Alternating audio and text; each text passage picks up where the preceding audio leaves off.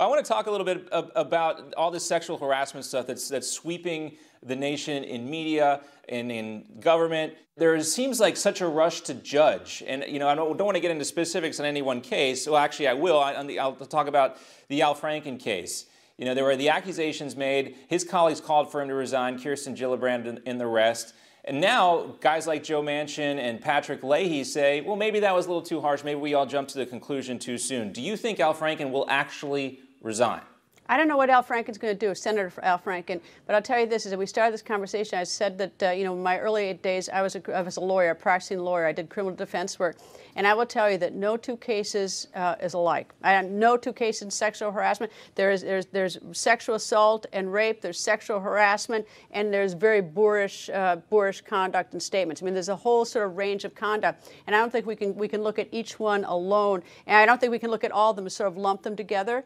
And there's always the risk of a false accusation. I saw it in the courtroom, and I know it can happen now. That doesn't take away from the fact that there are very serious and real accusations of things that really happened. But I think that we have to be very careful and wait and look at the facts. Now, getting to Al Franken, I would have preferred that Senator Al Franken go through the system in the U.S. Senate. Let him go through the ethics process. Let his colleagues in the Senate decide whether or not they want him to be a sitting member of the U.S. Senate. And then it would be a matter for the voters back in Minnesota. Do they want him to be their U.S. Senator? So I'm big on process. I'm big on fairness. And I think that we've got to look at each case individually, weigh the facts, and I think to the best we can to be fair to both men and women in this very, very toxic situation where everyone is very upset, understandably so, is that we have to be fair to both men and women. And probably the easiest way we can be fair is if we focus on the facts and if we also go through the process and we also don't bury our head in the sand when these allegations have occurred, because apparently this has been going on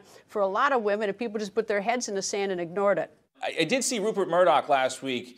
He was asked about everything that took place at Fox News, and he said it was basically politically motivated, that there was something there, particularly when it comes to Roger Ailes, but for the most part, he feels like the accusations at Fox News were politically motivated. What was your reaction to that? Let me just say this, that Rupert Murdoch and I have locked horns, and we are not friendly with each other, and we have both moved on, and and it's been successful for both of us to move on from each other. I'll also say I had 14 and a half good years at Fox News. I have lots of friends over there.